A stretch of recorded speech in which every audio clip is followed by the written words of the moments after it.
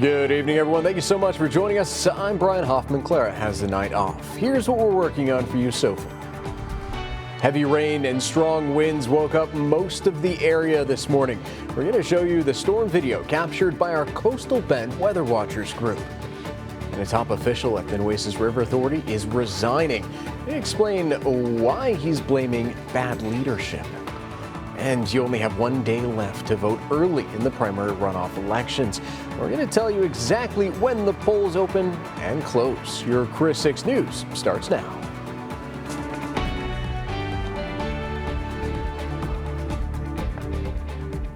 Thanks for tuning in, everyone. So Corpus Christi is known for its tropic-like beauty, but times this morning looked more like a tropical storm nightmare.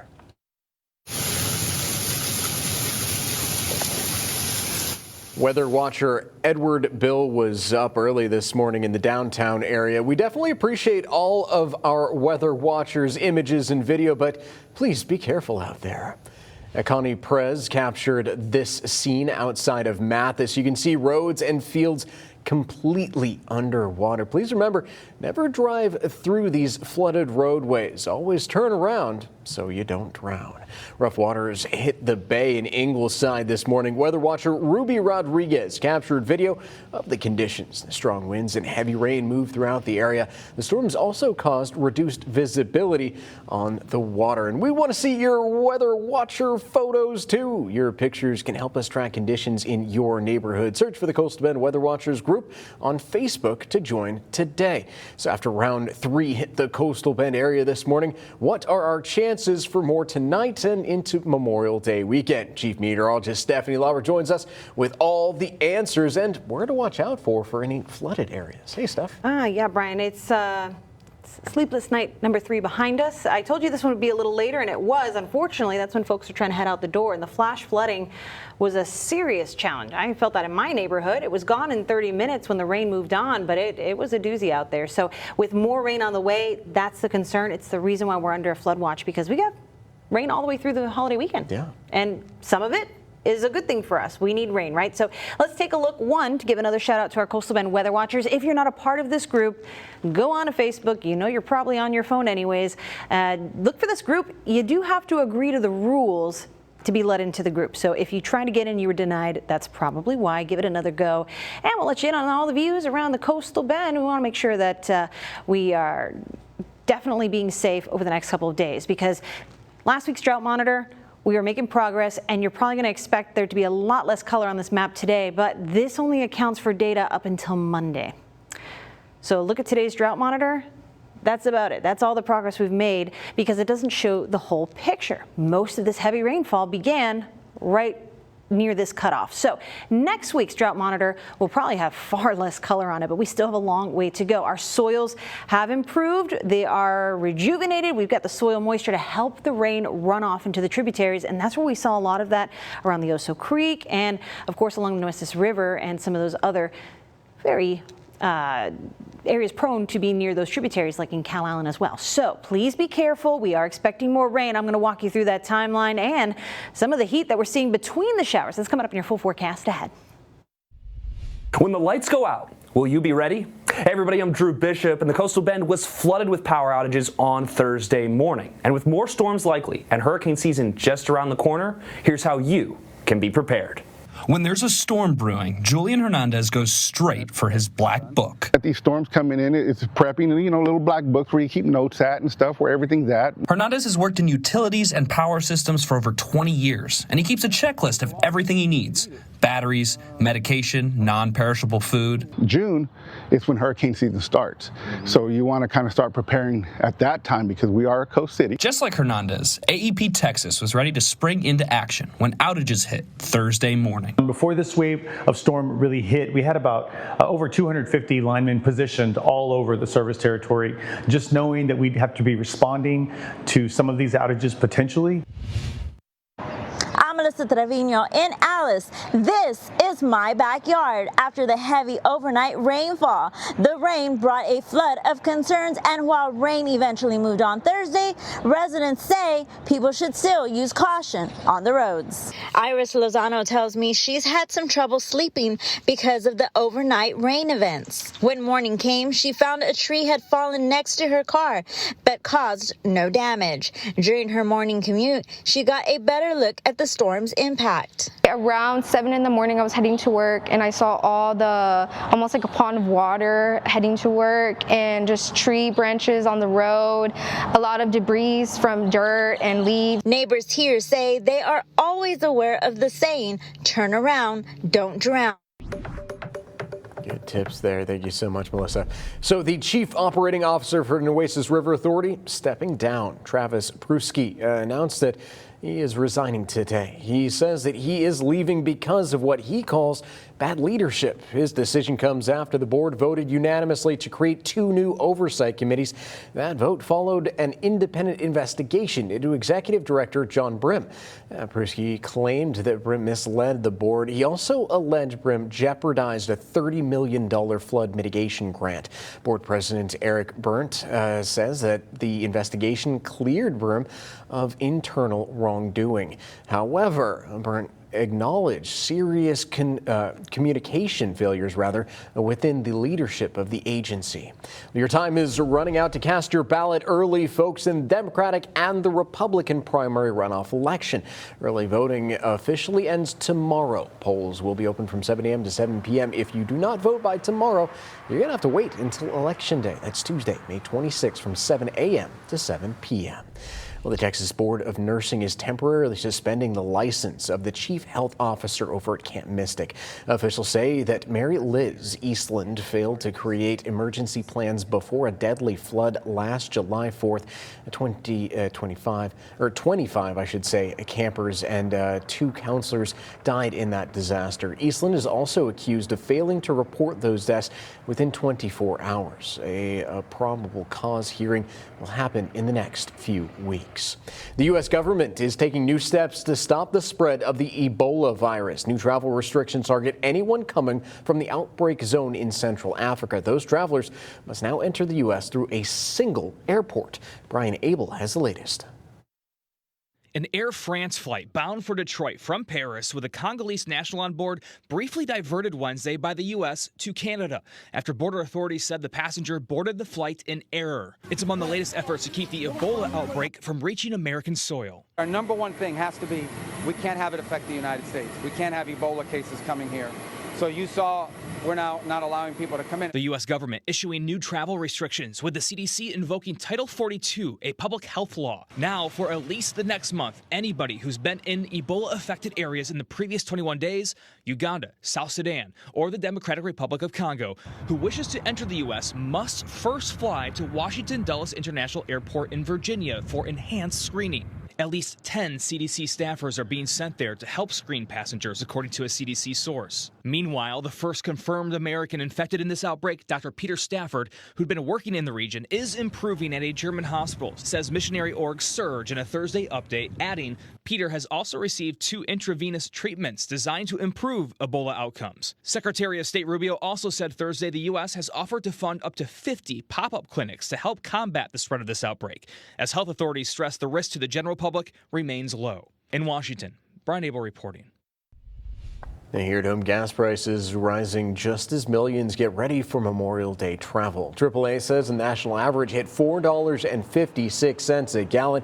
Every single state now has an average price of above $4. Prices are up more than 50% since the conflict, the war with Iran, began. The closure of the Strait of Hormuz is disrupting global energy markets. Prices could drop slightly by Memorial Day, but drivers will still see the second highest holiday gas price on record. Now, here is a closer look at what you can expect at the pump. Like I said, national average $4.56 here in Texas. Average for a gallon of regular unleaded $4.09 here in Corpus Christi. We're paying a little bit more. Drivers are paying $4.17 a gallon. I'm Jacob Daniels, and a neighborhood park may be on its way to getting revamped. Coming up, I'll tell you which one and why and how. You're watching Chris 6, part of the Scripps News Group. I'm your neighborhood news reporter, Jacob Daniels, and City Council just approved an application to fix a park with some serious cracks. South Bay Park sits on 5 acres along Oso Bay in the Bay Area. It has a basketball court, a playground, and access right to the bay. But for years, the waterfront viewing areas have been fenced off due to its condition. I spoke with one neighbor who has lived in the Sea Lane neighborhood for 30 years. He says the dangers of that waterfront is something he sees every time he visits the park. I mean, you walk down there, it's very dangerous. That's why it's got it fenced off. So, like I say, we've been here for a long time, and anything to improve it is good.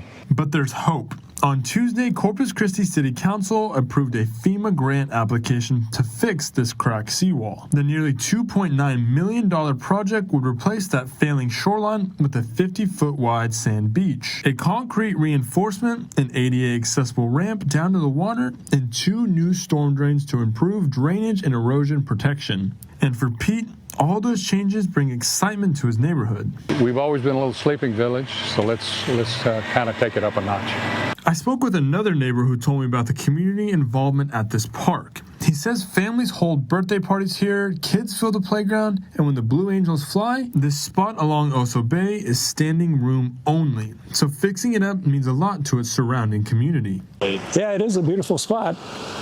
We get, on holidays, we get a lot of people not from the neighborhood that come use the park, so I'm sure that'll attract them even more, but that's all right, Even, when the Blue Angels come and do their show, a lot of people come here and watch it there. If the grant is approved, construction on this shoreline won't begin until April of 2028, with completion expected in May of 2029.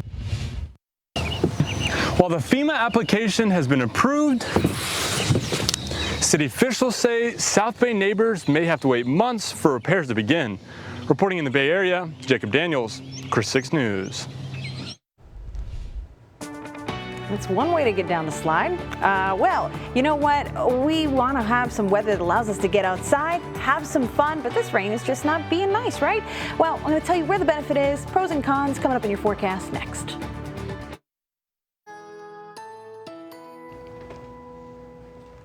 What day is it? We keep reliving the same weather situation. The almanac says it's the 21st, so I guess it's Thursday.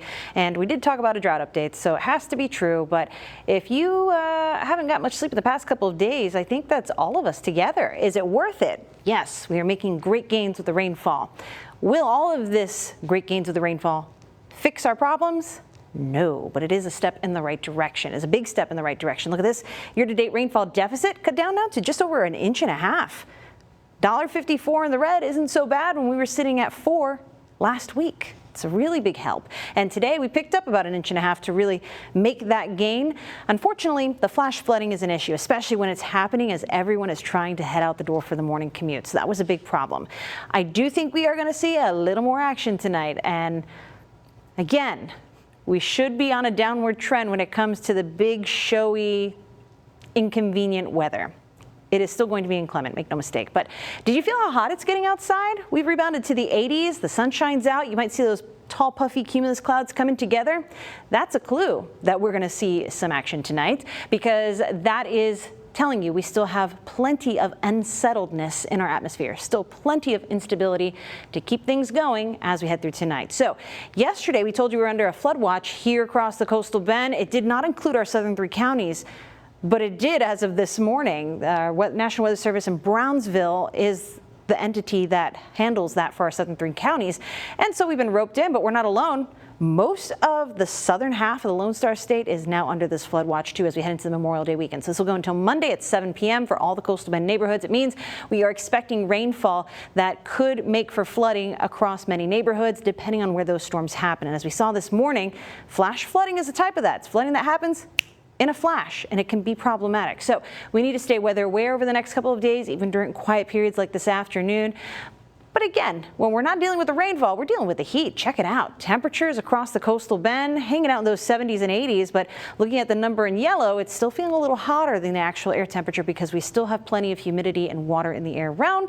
So heading into tonight, that'll be fuel. Now I'm showing you a model this early in the evening because I think we're on the right track. This one, I think, isn't quite right, but it does a decent job. So as we head past midnight, we will once again be focusing our attention on the Del Rio area, Laredo area, for some storms cooking out that way. I don't think we'll be seeing all of this rainfall around midnight, so that's the first problem I have with this model. But heading during the overnight, we'll be watching that storms to once again cruise across. Second problem I have with this model. I think a lot of this rainfall activity you see here is a little too far north. I don't think our southern neighborhoods are going to be left out of this one. I think it's going to be pretty similar to the past couple of days because the upstairs weather pattern, it really hasn't changed. So the movement of the storms should still be fairly similar to what we have seen. But this is just to let you know we are going to have another round of thunderstorms moving overnight. The bright colors tell us it's going to give a good deal of rainfall as it passes through. Torrential rains expected, and this could once again be impacting your morning commute. As we head through tonight, I'll nail down that timing and the reality of what that could look like for your neighborhood a bit more, but we have to wait for a lot of the sensing of the atmosphere that happens around this time to be calculated in computer models to be able to show that to you visually. So we're expecting a lot of rain over the next couple of days, but not every day will be as wet. Here's what we're thinking now, though. Friday morning is going to be one where we see that rainfall, and I think Friday night into Saturday, but now it looks like Sunday is going to be another big opportunity to pick up on rainfall, and perhaps we won't escape the rain on Monday, Memorial Day. I'll tell you, beach conditions are not ideal. So I'll show you that 7-day forecast across our neighborhoods coming up. You know, with the recent rain that Steph was talking about comes the threat of mosquitoes. The CDC has a few tips to help protect yourself. You should use an insect repellent with DEET or oil of lemon eucalyptus, but do not use these products on children 3 and under. Instead, dress them in clothes that cover their arms, and you can also keep them in covered strollers. Always follow the product label instructions to make sure that you're using repellents properly. There's a surge in tick bites across the country. The CDC says that warmer temperatures are pushing emergency room visits to a new high. Experts warn that a black-legged deer tick can spread Lyme disease. Nearly 470,000 people are treated for the illness each and every year. The Texas Land Commissioner and Veterans Land Board, they're planning a special tribute at all Texas state veterans cemeteries. Those include the Coastal Bend State Veterans Cemetery. The headstones of service members killed or missing in action will be illuminated. Starting up tomorrow, the grounds will be open 24 hours a day through Memorial Day. This will allow visitors to view the tribute at night. The Coastal Bend State Veterans Cemetery is also hosting a Memorial Day ceremony. There you are invited to help honor America's fallen heroes. The event takes place this Monday. Gets underway at 10 a.m. A popular squeeze toy is being recalled over asbestos concerns. Coming up, we're going to tell you which toys to look out for and how to get a refund. You're watching Chris 6, part of the Scripps News Group. Welcome back. So more than 120,000 Orb Funky Squeeze toys are being recalled over asbestos concerns. The toys were sold over at Walmart and Ollie's Bargain Outlet. All those stores, and you should take them away from children immediately. Contact the Orb Factory for a refund and special disposal instructions. No injuries have been reported so far. Netflix is preparing to launch its first daily live show. The streaming giant will air the morning radio show, The Breakfast Club, every weekday. The show stars Charlemagne the God along with DJ Envy and Jess Hilarious. The Netflix version will feature bonus content during regular radio commercial breaks. The live broadcasts start on June 1st. Stephen Colbert, sad day for him. He's preparing to sign off from the Late Night Show. Tonight is his final episode of The Late Show. Guests for the finale have not been announced yet. CBS canceled the highly rated program just last year. The network called it a financial decision. You can catch it on our sister station, KZTV. Well, Spotify is adding a new AI feature that lets you create your own podcasts. You can type in a prompt based on your interests. The app will then generate a custom audio episode just for you. The feature rolls out to eligible premium users in the U.S. next month. And you can watch the Coastal Bend Regional Spelling Bee this Saturday. 82 local students competed for the top prize. The winner heads the National Scripps Spelling Bee in Washington, D.C. on Tuesday. Catch all the action at 7 p.m. right here on Chris 6. And you'll even be able to catch Stephanie as the host and Michelle Hoffman and I as the judges. It was a good old time out there. Oh, it was. Familiar faces, and those kids, they did a great job. So smart. They did a great job. So this weekend, I think staying inside and watching the spelling bee will be a fun activity because we're going to have some rain in the area. Beach conditions are not going to be ideal, but look at the payoff. A little bit of inconvenience is worth all of this. We're now thinking we'll still pick up another 1.5 inches, maybe 2.5 inches as we go through next week, because that's right. After Memorial Day, we will have more rainfall. And I know you're going to ask, so let me give you the answer. We are looking at another good drink across the watershed. So going from today through the next week, this is the additional rainfall we would hope to pick up. But let's look at that 7-day forecast here in Corpus Christi. We got rainy day icons each day. Some days will be harder to plan around than others. And then for neighbors in Rockport and Kingsville, you can expect pretty much the same. Pack those umbrellas. Thank you so much, Steph. Thank you for tuning in. We'll be back at 6. Have a good one, guys. Bye.